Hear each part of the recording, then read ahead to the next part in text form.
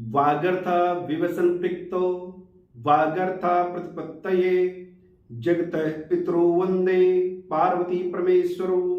आप सभी को मेरा नमस्कार। मैं हूं आचार्य सूर्यांश। आपका हमारे चैनल वे चक्षु में स्वागत है। प्रिय दर्शकों, आज हम आपको एक बड़ी महत्वपूर्ण जानकारी देने जा रहे हैं कि किस प्रकार से आप अपनी राशि के द्वारा या फिर लग्न कुंडली के आधार पर ये जान सकते हैं कि कौन सा ग्रह आपके लिए राजयोग कारक है। क्योंकि कई बार आप देखते रहते हैं ग्रह गोचर में जब राशि परिवर्तन करता है तब आपको लगता है कि अब समय अच्छा हो जाएगा, अब हमारी जो समस्याएं हैं वह उनसे छुटकारा मिल जाएगा, पर फिर भी ऐसा नहीं होता। कई बार व्यक्ति के प्रयास करने के उपरांत भी एक जो उम्मीद होती है वो उम्मीद टूट जाती है। उसके लिए ये विषय में लेकर के आया हूं। इससे आप जान सकते हैं कि आपकी कुंडली में राजयोग कारक कौन सा वह ग्रह है जो आपको राजयोग का फल देगा।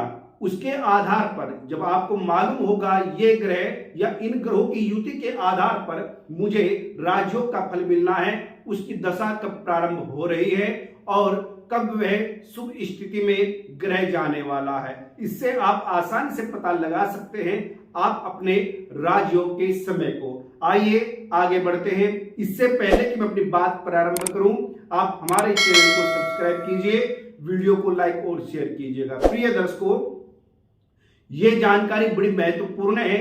आपको अंतिम क्षण तक इस वीडियो को देखना है। उसके आधार पर आप जान सकते हैं कि राजयोग कारक ग्रह कौन सा वह है जो आपको बड़ी उपलब्धि प्राप्त कराएगा, आपके सभी कार्यों को सार्थक कराएगा। जब हमें पता लगता है कि ये ग्रह हमारे लिए शुभ है, उस ग्रह से संबंधित कार्य करने से, उस ग्रह से संबंधित लोगों से मिलने से, उस ग्रह से संबंधित दिन में काम करने से समझ लीजिए कभी आपके कार्य विफल नहीं होंगे। आइए चलते हैं मिथुन राशि। मिथुन राशि में अगर हम बात करें प्रथम सूर्य की, या मिथुन राशि या मिथुन लगन के आधार पर सूर्य तृतीय भाव के स्वामी हो जाते हैं। और तृतीय भाव का जो अशुभ ग्रह, तृतीय भाव का जो अशुभ या पाप ग्रह स्वामी होता है वह शुभ फल प्रदान नहीं करता, यानी कि राजयोग कारक नहीं होता। ऐसा नहीं, क्योंकि तृतीय भाव का स्वामी तो पराक्रम में वृद्धि करता है, मेहनत अधिक कराता है और सफलता देता है, पर राजयोग कारक नहीं होता। तो सूर्य भी यहाँ राजयोग कारक मिथुन लगन या राशि वालों के लिए नहीं होते हैं।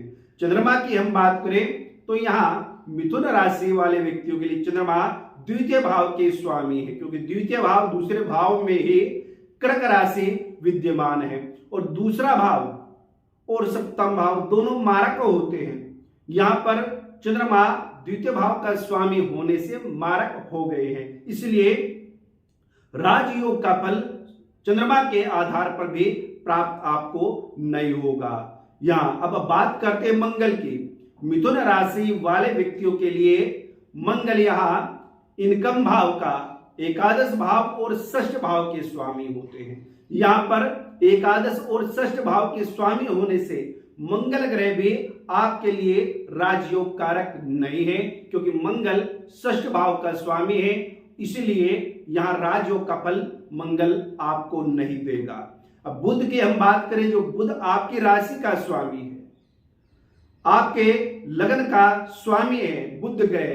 बुध लगन और चतुर्थ भाव का स्वामी है। लगन और चतुर्थ भाव का स्वामी होने से बुध ग्रह आपके लिए बहुत शुभ है, क्योंकि वैसे अगर केंद्र में बुध और बृहस्पति की राशि पड़ती है तो केंद्राधिपत्य दोष लगता है, पर बुध यहां लगन का स्वामी होने से भी बुध को केंद्राधिपति दोष नहीं लगता, इसलिए आपके लिए बुध ग्रह ही शुभ है। बुध ग्रह राजयोग का फल देने वाले हैं। अब बृहस्पति की हम बात करते हैं तो बृहस्पति यहां आपके लिए सप्तम और दसम भाव के स्वामी हैं। यहां देवगुरु बृहस्पति शुभ ग्रह हैं। शुभ ग्रह होने से देवगुरु बृहस्पति को केंद्राधिपति दोष लगता है, जिसके कारण वह राजयोग का शुभ फल आपको प्राप्त नहीं कराएंगे। शुक्र की हम बात करें, शुक्र यहां आपकी कुंडली में शुक्र द्वादश और पंचम भाव का स्वामी है। द्वादश भाव जो होता है वह समभाव होता है। इसमें उपस्थित राशि का जो स्वामी होता है वह समान फल प्रदान करता है और हानि नहीं पहुंचाता। और दूसरी राशि शुक्र के पंचम भाव में, तो त्रिकोण राशि का स्वामी, इसलिए शुक्र भी आपको राजयोग का फल प्रदान कर सकते हैं। शनि की हम बात करें, शनि यहां आपके अष्टम और नवम भाव का स्वामी है। नवम भाव का स्वामी शनि होने से शुभ फल प्रदान करता है और अष्टम भाव का होने से यहां दोष लगता है, इसलिए शनि भी इतना कारगर साबित नहीं होता मिथुन लग्न या राशि वाले व्यक्तियों के लिए। तो प्रिय दर्शकों, यहां पर बुध और शुक्र दो ग्रह ऐसे हैं जो आपको राजयोग का फल प्राप्त कराएंगे। राजयोग उस प्रकार से होता है जिसमें व्यक्ति के पास वाहन, चौपाया वाहन होता है, भूमि प्रॉपर्टी, अच्छे शौक होते हैं और अच्छी सुविधाएं होती है।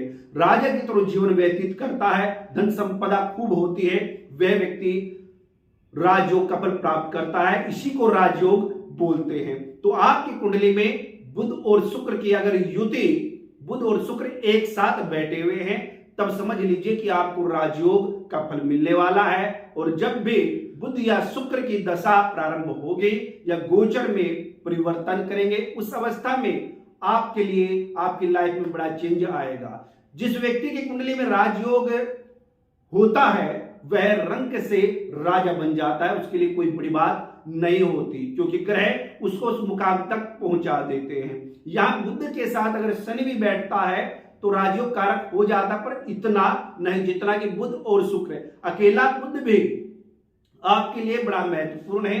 अगर आप बुध ग्रह से संबंधित कार्य करते हैं, बिजनेस या व्यापार करते हैं, तब आपके लिए श्रेष्ठ रहेगा। या शुक्र ग्रह से संबंधित भी कार्य करते हैं, तब आपके लिए जीवन में सफलता देने वाले हैं। तो ये दो ग्रह आपके लिए हैं, मिथुन राशि या मिथुन लग्न वाले व्यक्तियों के लिए।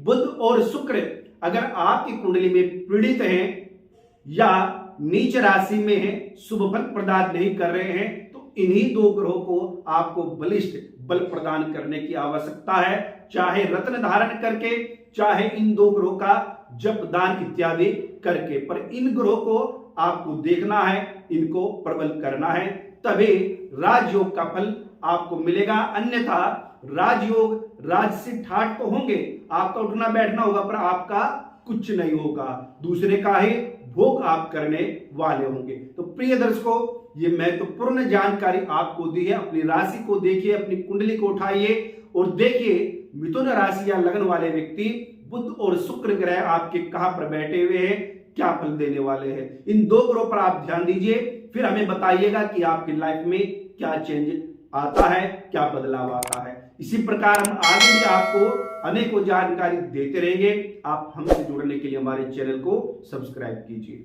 नमस्कार, प्रणाम।